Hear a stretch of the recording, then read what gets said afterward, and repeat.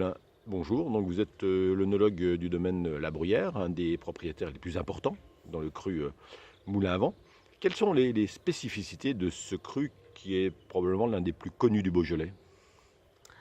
Déjà, on est dans un terroir caractéristique du nord du Beaujolais, sur ces terroirs granit décomposé, sable rose. Moi, la première fois où je suis venue à Moulin-à-Vent, ça remonte à très très très longtemps, j'avais été complètement bluffée par ce sol très très particulier, venant principalement de la Côte d'Or, sur les argilo-calcaires très classiques. J'avais été surprise vraiment de ce terroir sablonneux, rose, qui paraît très léger, mais en fait, on se rend compte qu'il n'y a pas de terre.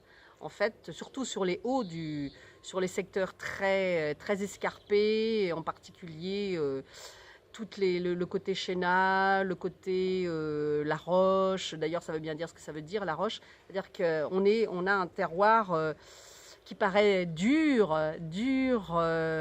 mais dur en profondeur, mais très léger en surface. On se rend compte qu'il y a très peu d'argile. D'ailleurs, ce sont des sols où il y a très très peu de matière organique. Donc quand on arrive de la Bourgogne, avec l'habitude des argilo-calcaires, avec des taux de matière organique qui ne posent pratiquement jamais de problème, au niveau de la viticulture, c'est quelque chose à prendre en considération. Alors, à Moulin à Vent, il y a un moulin qui date du XVe siècle. Tout à fait. Euh, Souvent, les vignerons disent que le vent est un facteur important dans le cru du D'ailleurs, Moulin à Vent. au domaine de la Bruyère, nous avons juste la parcelle sous le moulin, Mhm. le clos du moulin à vent, qui fait 0 hectare 92, un petit peu moins d'un hectare. Et vraiment, pour moi, le vent a une vraie signification à Moulin à Vent. Je m'en suis rendu compte avec le millésime 2015. Je ne sais pas si vous vous souvenez, en 2015, millésime était très chaud, et particulièrement très chaud fin août. Et un chaud fin août avec une canicule pendant un week-end, le dernier week-end d'août, qui a été en plus cette canicule renforcée justement par du vent.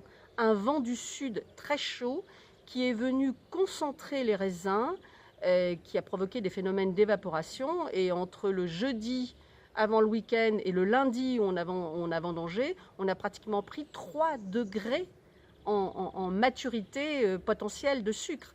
Et c'est la première fois que je voyais une chose pareille. Je n'avais absolument jamais vu ça. Donc moi, personnellement, je pense que le vent a énormément d'impact et il fait partie pour moi du terroir et du microclimat de Moulin-à-Vent. Et les vins. Alors, pour le domaine de la Bruyère, vous gérez également Jacques Prieur à Meursault, avec quelques grands vins blancs, quelques grands vins rouges également. Est-ce que, en termes de potentiel de garde, les meilleurs moulins à vent, parce que la Bruyère est également présente dans les meilleurs secteurs de moulins à vent, est-ce que les deux régions, ces deux secteurs peuvent se regarder face à face? Ah ben moi, j'ai aucun problème avec cela. Étant donné que je vinifie plutôt nos moulins à vent à la bourguignonne, c'est-à-dire que je fais plutôt une vinification égrappée, sauf sur certains terroirs où je suis en vendange entière.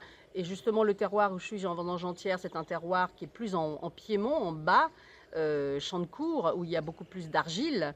Et là, je me suis senti le besoin justement de faire de la vinification en vendange entière. Mais pratiquement sur l'ensemble du domaine, je vinifie en vendange grappée, non foulée, donc avec des cuvaisons assez longues, hein, entre 15 et 18 jours, voire 20 jours sur certains millésimes. Donc c'est plutôt une vinification à la bourguignonne. Et puis ensuite élevage en fût, très peu de fût de chêne neuf, hein, sauf le clos où on met 10% de fût neuf, le reste ce sont des fûts de 600 litres ou des fûts de 2 à 3 vins. Donc c'est vraiment pour moi une vigne. Je travaille le moulin à vent à la bourguignonne avec des élevages assez longs. Et d'ailleurs, le 2016 n'est pas encore en bouteille au domaine. Et nous sommes en avril 2018.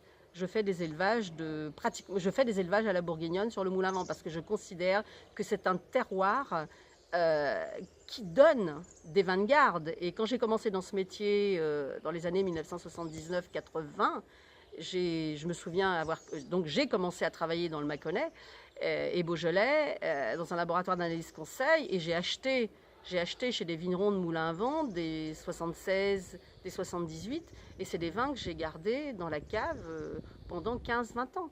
Donc au Moulin à Vent, nous faisons des vins de garde.